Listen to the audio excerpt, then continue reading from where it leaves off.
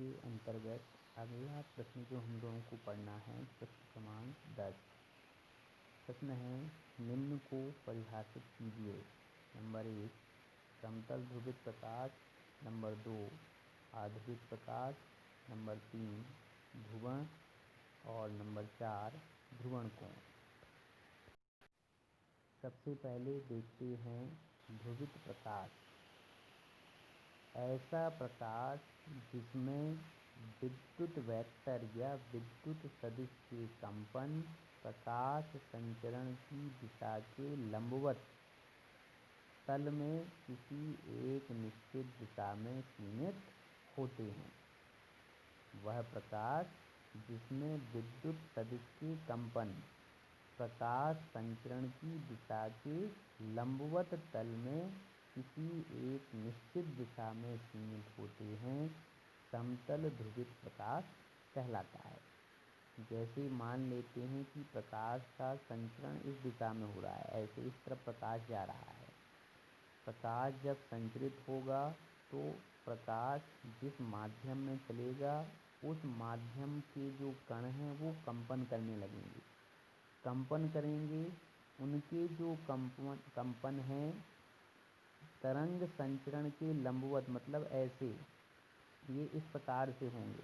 तरंग संचरण के लंबवत यदि एक निश्चित दिशा में हो रहे हैं तो ऐसे प्रकाश को समतल ध्रुवित प्रकाश कहा जाता है। ऐसा प्रकाश जिसके विद्युत वेक्टर के कंपन या विद्युत सदिश के कंपन प्रकाश संचरण की दिशा के लंबवत तल में निश्चित दिशा में हो। जैसे प्रकाश, मैंने बताया कि प्रकाश इस दिशा में चल रहा है। प्रकाश के चलने पर माध्यम के जो कण हैं वो कंपन करेंगे और कंपन किस दिशा में कर रहे हैं, वो लंबवत दिशा में ऐसे एक निश्चित दिशा में कर रहे हैं। तो इस प्रकार के प्रकाश को समतल ध्रुवित प्रकाश कहा जाता है। पोलेराइड जो होता है, पोलेराइड से जो प्रकाश प्राप्त होता है वो एक प्रकार का समतल ध्रुवित प्रकाश ही होता है। दूसरी जो परिभाषा पढ़ना है वो है अध्रुवित प्रकाश। अध्रुवित प्रकाश क्या है? वह प्रकाश जिसमें विद्युत सदिश के कंपन प्रकाश संचरण की दिशा के लंबवत तल में सभी दिशाओं में फैले होते हैं। प्रकाश का संचरण इस दिशा में हो रहा है और प्रकाश के संचरण के कारण कणों के जो कंपन हैं वो कंपन क्या हो रहे हैं, सभी दिशाओं में हो रहे हैं। इधर भी हो रहे हैं, इधर भी हो रहे हैं, इधर भी हो रहे हैं। सभी दिशाओं में जब वो कंपन हो रहे हैं तो इस प्रकार के प्रकाश को अध्रुवित प्रकाश कहा जाता है। सूर्य, विद्युत बल्ब, ट्यूबलाइट, मोमबत्ती, इन सभी चीज़ों से जो प्रकाश प्राप्त होता है वो अध्रुवित प्रकाश होता है। देखा होगा इन सभी से जो प्रकाश प्राप्त होता है उससे चारों तरफ रोशनी हो जाती है। तो चारों तरफ रोशनी क्यों हो जाती है? क्योंकि इसके विद्युत वेक्टर के कंपन सभी दिशाओं में होते हैं, सभी दिशाओं में समान रूप से होते हैं, इसलिए वो प्रकाश चारों दिशाओं में, सभी दिशाओं में फैल जाता है। अगली जो परिभाषा पढ़ना है वो है प्रकाश का ध्रुवण।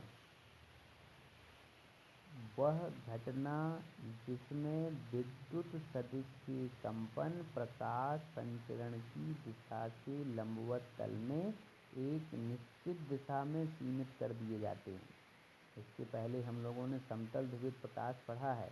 तो समतल ध्रुवित प्रकाश में क्या होता है? समतल ध्रुवित प्रकाश में विद्युत वेक्टर या विद्युत सदिश के कंपन प्रकाश संचरण की दिशा के लंबवत तल में एक निश्चित दिशा में होते हैं, है ना। तो उस प्रकाश को समतल ध्रुवित प्रकाश कहते हैं और वो जो घटना होती है उस घटना को ही प्रकाश का ध्रुवण कहा जाता है।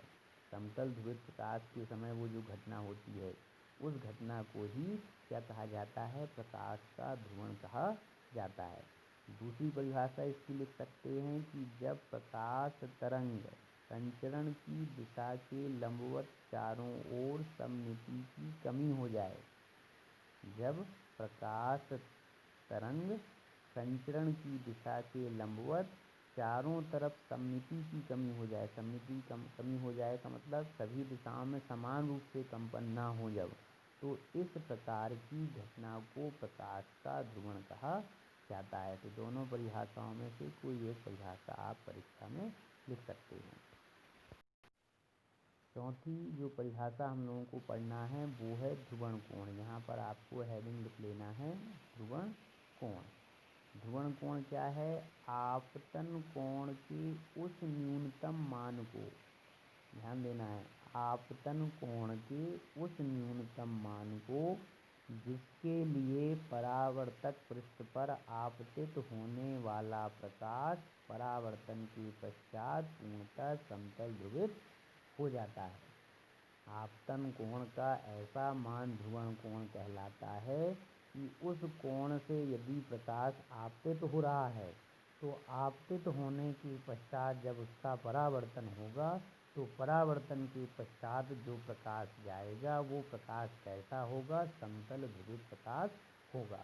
तो ऐसे कोण से यदि वो आपतित हो रहा है प्रकाश तो उस कोण को ध्रुवण कोण कहा जाता है।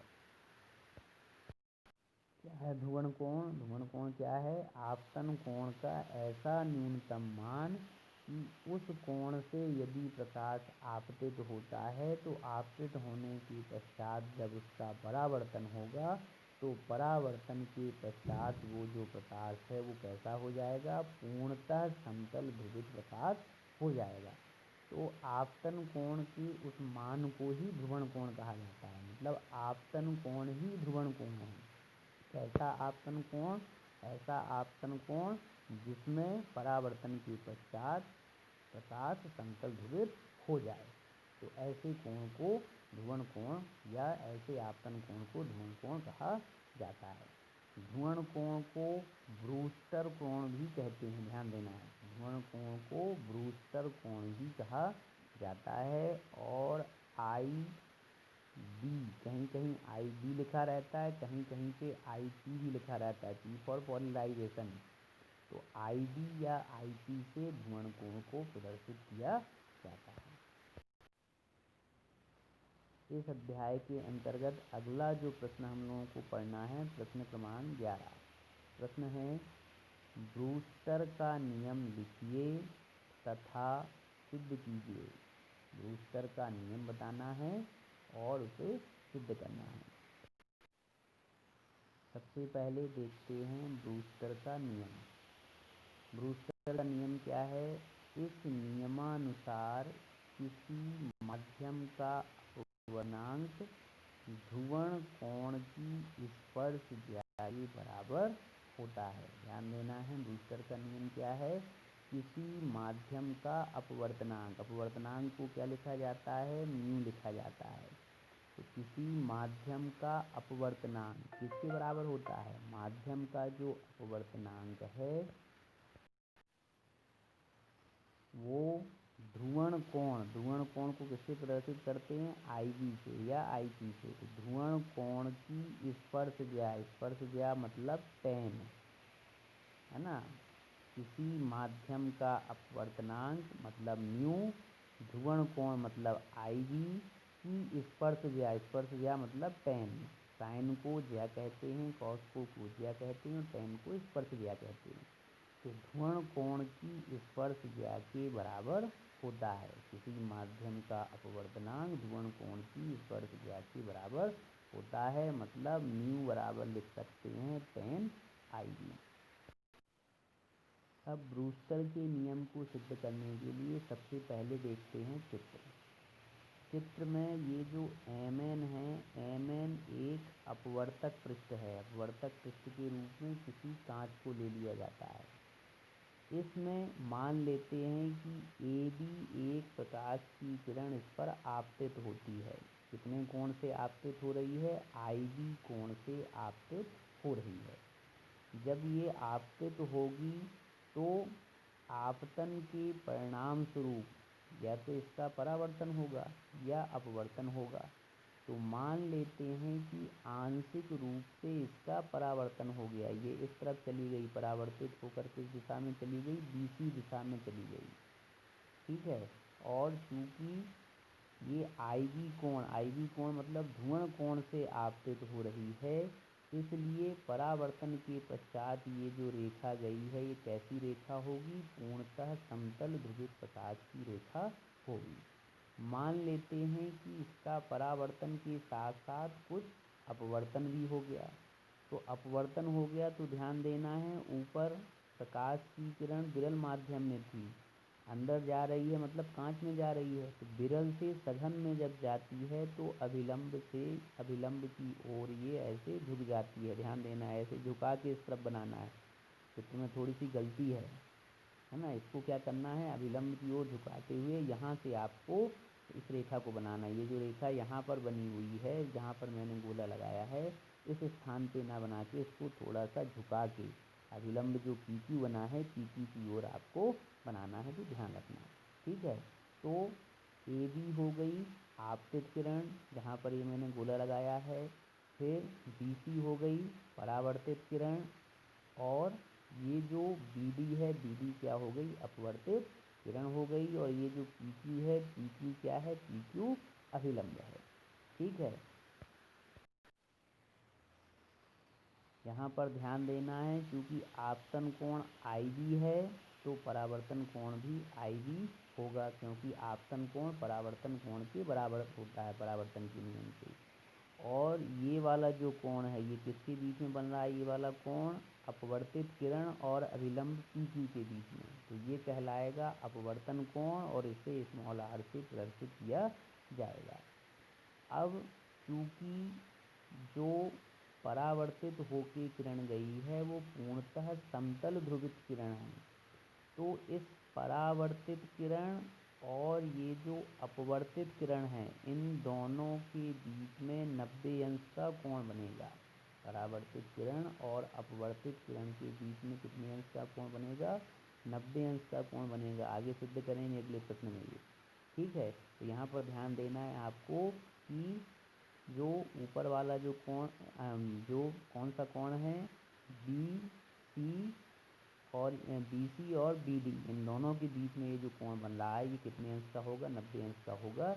ये यहाँ पर आपको ध्यान रखना है।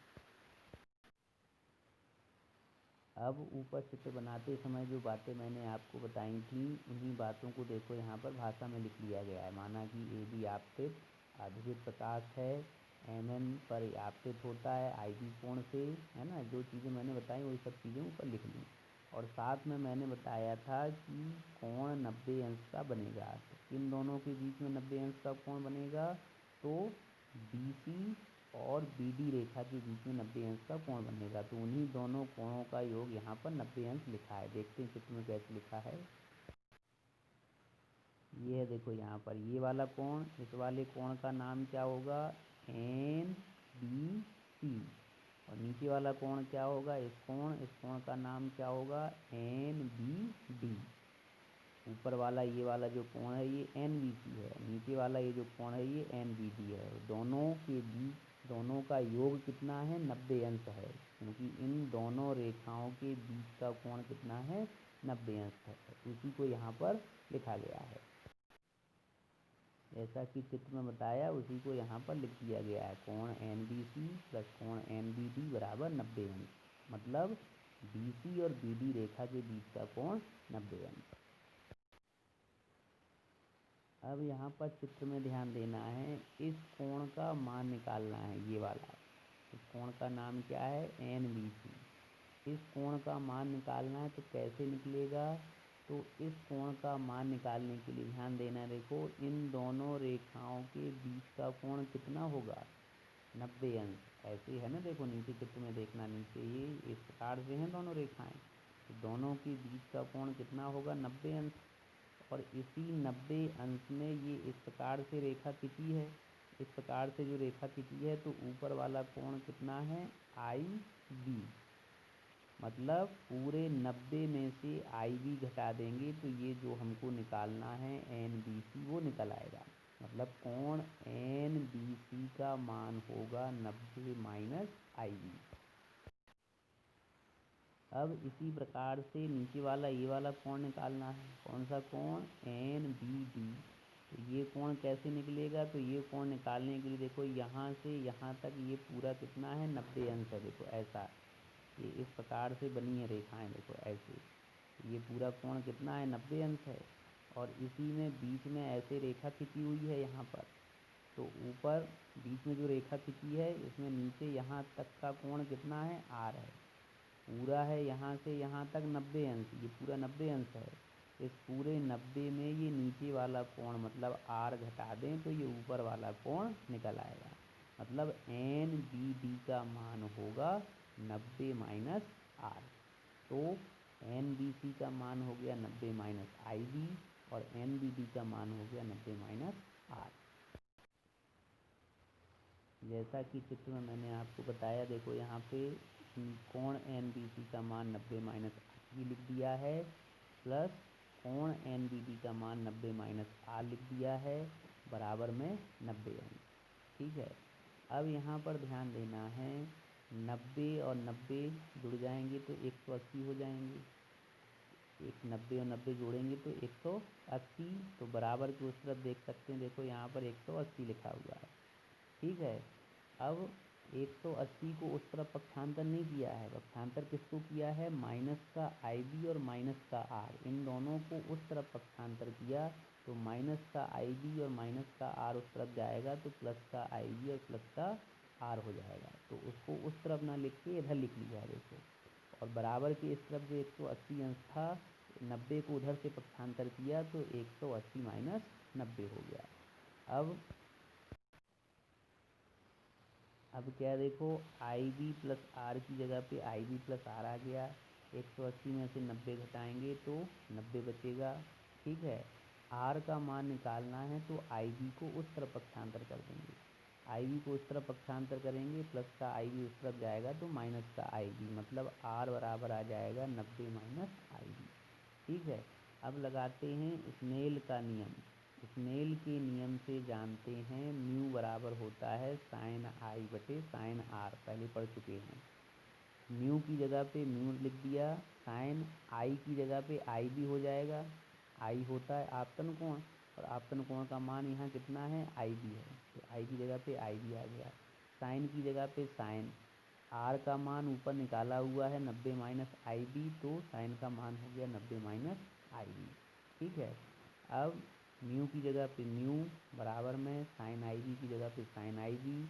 साइन 90 माइनस आई बी का मान होता है कॉस, तो कॉस आई बी हो गया। ठीक है, साइन आई बी बटे कॉस आई बी बटे साइन थीटा बटे कॉस थीटा बराबर टेन थीटा होता है। वैसे ही साइन आई बी बटे कॉस आई बी बराबर हो जाएगा टेन आई बी। तो म्यू की जगह पे म्यू आ जाएगा, साइन आई बी बटे कॉस आई बी हो जाएगा टेन आई बी, मतलब म्यू बराबर आ जाएगा टेन आई बी। और ये जो म्यू बराबर टेन आई बी आया है, यही क्या है, ब्रूस्टर का नियम है। तो ये इस प्रकार से ब्रूस्टर का नियम सिद्ध हो जाता है। अंतिम प्रश्न जो इस अध्याय का पढ़ना है हम लोगों को, वो है प्रश्न क्रमांक 12। प्रश्न है, सिद्ध कीजिए कि ध्रुवण कोण पर आपतन की स्थिति में परावर्तित और अपवर्तित किरणें परस्पर लंबवत होती हैं। इसके पहले जब ब्रूस्टर का नियम पढ़ा रहे थे तब हमने बताया था चित्र में कि आपतित और परावर्तित किरणें परस्पर लंबवत होती हैं। उन्हीं दोनों को लंबवत मान के ही हम लोगों ने ब्रूस्टर का नियम निकाला था। उसमें बराबर में 90 अंश रखा था ना, कोण एन बी सी प्लस कोण एन बी डी बराबर 90 अंश रखा था। तो वो क्या था, वो आपतित और परावर्तित किरण जो थी उनके बीच का कोण था, मतलब बी सी और बी डी के बीच का कोण था। तो यहाँ पर सिद्ध करना है कि आपतित और अपवर्तित और परावर्तित किरणें परस्पर लंबवत होती हैं। सबसे पहले चित्र देखते हैं। चित्र वही है जो इसके पहले वाले प्रश्न में था। ब्रूस्टर के नियम में जो चित्र बनाया था वही चित्र यहाँ पर बना हुआ है, वही सब चीज़ें यहाँ पर बनी हुई हैं, है ना। इसमें भी जैसे कि इसमें बताया था मैंने, चित्र में सुधार कर लेना है। ये बी डी वाली रेखा थोड़ा सा किस तरफ रखना है, इस तरफ रखना है, लंब की ओर झुका देना है इस तरह से। चित्र में जो चीज़ें बनी हुई हैं उनको यहाँ पर लिख लेंगे कि एक AB आपतित प्रकाश है ना। MM परावर्तक पृष्ठ है। IB कोण पर आपतित होती है किरण। BC दिशा में परावर्तित होती है। BD दिशा में अपवर्तित होती है। इसके पहले वाले प्रश्न में जो चीज़ें मैंने बताई थी वही चीज़ें यहाँ पर भाषा के रूप में लिख ली हैं। चित्र भी वही है और भाषा भी उसी प्रकार से लिखना है। अब मान लेते हैं कि कोई प्रकाश म्यू अपवर्तनांक के माध्यम के पृष्ठ पर IB कोण पर आपतित होता है। जैसे कि ऊपर चित्र बना हुआ है, भाषा भी लिखी है। तो मान लिया कि जो माध्यम है वो कैसा है, म्यू अपवर्तनांक का है। तो म्यू अपवर्तनांक के माध्यम पर कोई प्रकाश IB कोण से आपतित होता है। तो स्नेल के नियम का उपयोग करेंगे। स्नेल के नियम के अनुसार म्यू बराबर होता है साइन IB बटे साइन R। ठीक है, ये हो गया समीकरण 1। इसमें IB क्या है, आपतन कोण है। R क्या है, अपवर्तन कोण है, चित्र में बना हुआ है। अब इसके पहले ब्रूस्टर का नियम पढ़ा था। ब्रूस्टर के नियम के अनुसार म्यू बराबर क्या होता है, tan IB। ब्रूस्टर के नियम से म्यू बराबर tan IB होता है। और स्नेल के नियम से म्यू बराबर साइन IB बटे साइन R होता है। दोनों अलग अलग नियमों से बता रहे हैं, लेकिन हैं क्या दोनों, दोनों किसी माध्यम के अपवर्तनांक को प्रदर्शित करते हैं। तो दोनों चूंकि एक ही माध्यम के लिए निकाल रहे हैं, नियम अलग अलग हैं, अलग अलग नियमों से लिख रहे हैं, लेकिन माध्यम एक ही है। तो दोनों अपवर्तनांक के मान क्या होंगे, बराबर होंगे। तो चाहे समीकरण 1 से म्यू का मान समीकरण 2 में रख दो, तो चाहे समीकरण 2 से म्यू का मान समीकरण 1 में रख दो। लेकिन उसके पहले जो tan है, tan को बदल लेंगे साइन बटे कॉस के रूप में। tan थीटा बराबर चूँकि साइन थीटा बटे कॉस थीटा होता है, तो tan IB बराबर लिख देंगे साइन IB बटे कॉस IB और समीकरण 2 ले लेंगे।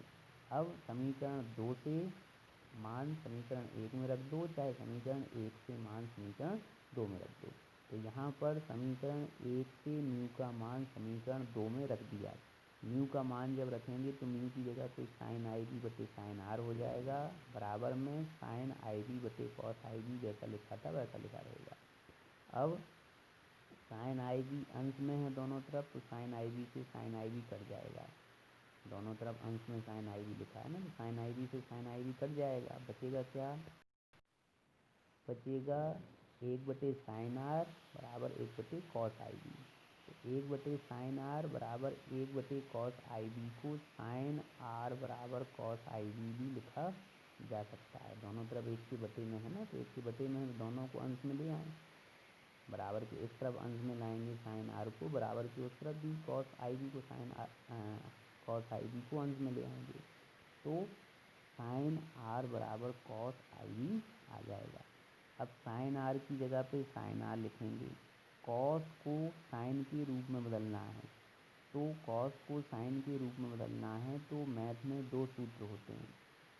साइन 90 प्लस थीटा बराबर भी कॉस थीटा होता है, और साइन 90 माइनस थीटा बराबर भी साइन थीटा कॉस थीटा होता है। ठीक है ना, साइन 90 प्लस थीटा बराबर भी कॉस थीटा, और साइन 90 माइनस थीटा बराबर भी कॉस थीटा। तो यहाँ पर माइनस वाला सूत्र यूज करेंगे। कॉस को साइन में बदलना है, तो साइन 90 माइनस थीटा की जगह पे क्या है, IB है। कॉस थीटा की जगह पे कॉस IB है ना, तो थीटा की जगह पे IB है, तो माइनस वाला सूत्र लगा देंगे। कॉस IB को लिख देंगे साइन 90 माइनस IB। दोनों तरफ साइन से साइन कैंसिल हो जाएंगे।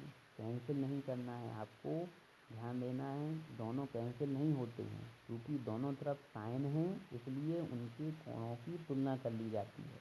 तो कोणों की तुलना करेंगे तो बराबर के इस तरफ R लिखा है, और बराबर के उस तरफ साइन के साथ में 90 माइनस IB है।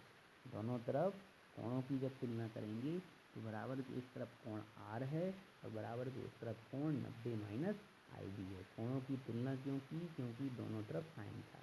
ठीक है, अब क्या करेंगे, माइनस IB इस तरफ लाएंगे, माइनस IB इस तरफ लाएंगे, तो प्लस का IB और प्लस का R पहले से लिखा हुआ है। बराबर में क्या बचेगा, 90 अंश बचेगा। ठीक है, अब IB की जगह पे क्या लिख सकते हैं, तो चित्र में देखते हैं। चित्र में देखते हैं आई वी कहाँ है, देखो ये है आई वी, ये आई वी है इतना। तो आई वी की जगह पे क्या लिखना है, आई वी की जगह पे क्या लिखेंगे, ये पूरा यहाँ से यहाँ तक 90 है, 90 और 90 में से क्या घटा देंगे, 90 में से ये वाला कोण घटा देंगे, ये वाला कोण मतलब कोण एन बी सी घटा देंगे, 90 में से कोण एन बी सी घटा देंगे तो ये आई वी यहाँ पर निकल आएगा। मतलब आई वी की जगह पे 90 माइनस कोण एन बी सी लिखना है। इसी प्रकार से आर की जगह पे क्या लिख सकते हैं, तो आर की जगह पे ये पूरा देखो यहाँ से यहाँ तक पूरा 90 है, ये पूरा 90 है, पूरा 90 है, 90 में से क्या घटा देंगे, 90 में से ये वाला कोण घटा देंगे, ये वाला कोण घटा देंगे तो नीचे का आर निकल आएगा, ये वाला कोण मतलब एन बी डी, 90 में से कोण एन बी डी घटा देंगे तो आर का मान निकल आएगा। तो आर की जगह पे लिखना है 90 माइनस कोण एन बी डी और आई बी की जगह पे लिखना है 90 माइनस कोण एन बी सी। जैसा कि चित्र में मैंने आपको बताया है, देखो यहाँ पर लिख दिया आई बी की जगह पे लिख दिया 90 माइनस कोण एन बी सी और आर की जगह पे लिख दिया 90 माइनस कोण एन बी डी, बराबर में 90 की जगह पे 90 है। ठीक है, अब क्या होगा, अब 90 और 90 प्लस के हैं दोनों, तो 90 और 90 180 हो जाएगा। ठीक है, 90 90 180 हो गया। ठीक है, 180 को उस तरफ पक्षांतर कर देंगे, तो उस तरफ पक्षांतर करेंगे तो इस तरफ क्या बचेगा, इस तरफ बचेगा माइनस का कोण एन बी सी और माइनस का कोण एन बी डी, माइनस के बचेंगे ना दोनों। और बराबर में क्या होगा, बराबर में 90 और प्लस का 180 इस तरफ जाएगा तो माइनस का 180, प्लस का 90 है और माइनस का 180, 90 में से 180 घटाएंगे तो माइनस का 90 यहाँ पर बचेगा, क्या बचेगा, माइनस का 90 बचेगा। दोनों पक्षों में माइनस का गुणा कर देंगे तो यहाँ भी प्लस हो जाएगा, यहाँ भी प्लस हो जाएगा और यहाँ भी प्लस हो जाएगा। मतलब कोण एन बी सी प्लस कोण एन बी डी बराबर प्लस 90 आ जाएगा। मतलब इसको ऐसा लिख सकते हैं, ये ऐसा लिख सकते हैं जैसा यहाँ पे लिखा, प्लस भी हो गए सब तो ऐसा लिख देंगे। ठीक है, अब कोण एन बी सी और कोण एन बी डी दोनों को जोड़ेंगे तो क्या बन जाता है, दोनों को जोड़ेंगे तो चित्र में बन जाता है कोण सी बी डी, कोण सी बी डी, तो कोण सी बी डी बराबर 90 अंश हो गया। कोण सी बी डी क्या है, कोण C B D B C और बी डी रेखा के बीच का कोण है। कोण सी बी डी जो है वो चित्र में देख सकते हैं, कोण C B D B D और बी सी रेखा के बीच का कोण है। बी सी कौन सी रेखा है, परावर्तित किरण है, बी डी कौन सी रेखा है, अपवर्तित किरण है। तो परावर्तित और अपवर्तित किरण के बीच का कोण कितना आ गया, 90 अंश आ गया, 90 अंश आ गया। मतलब दोनों किरणें एक दूसरे के क्या होती हैं, लंबवत होती हैं। तो यही यहाँ पर सिद्ध करना था कि परावर्तित और अपवर्तित किरणें परस्पर लंबवत होती हैं, और ये इस प्रकार से यहाँ पर सिद्ध हो जाता है। ये अध्याय यहीं तक पढ़ना है, क्योंकि जो सिलेबस है, सिलेबस में से आगे जो अध्याय है वो हटा दिया गया है। तो अब अगला अध्याय पढ़ेंगे।